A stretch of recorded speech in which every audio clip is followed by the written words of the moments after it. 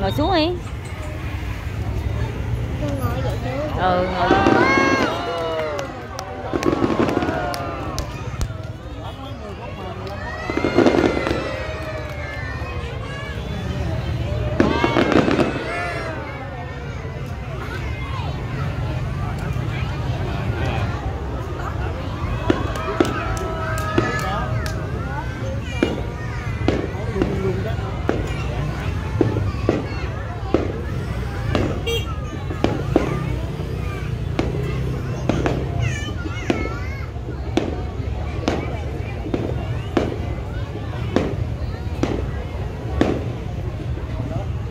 Hết rồi. Còn chưa. Đứng yên, ngồi im rồi đừng nhúc nhích.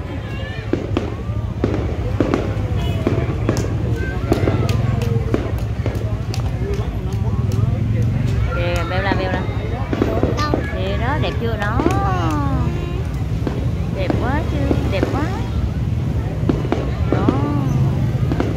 Ủa, hôm qua trời tới sao má không đi phá bông đi? Sao giờ bắt đầu?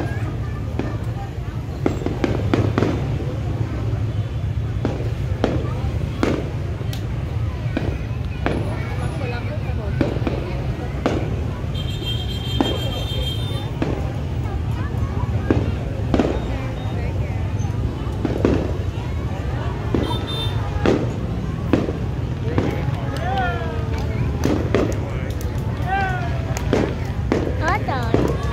Sắp hết rồi.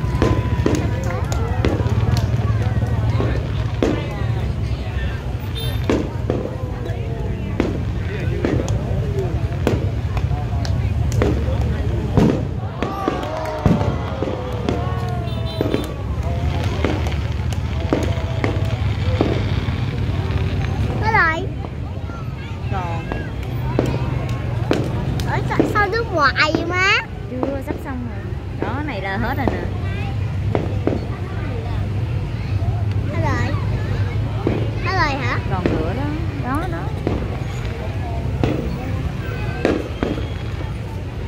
Đi đi.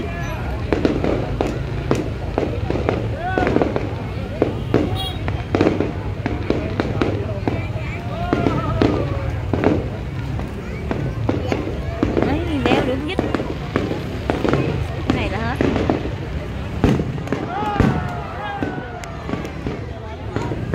Trời, cùng lớn chiếc cục tay luôn á. Má cùng có một cái mà muốn đi cục tay luôn. Rồi, hết rồi.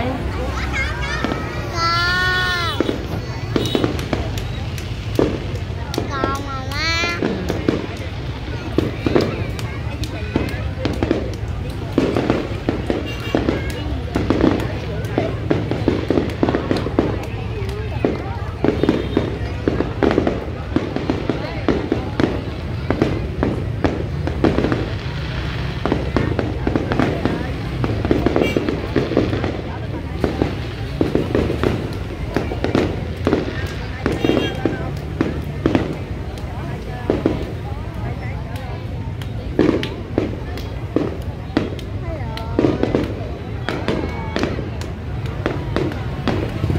Má cục điện.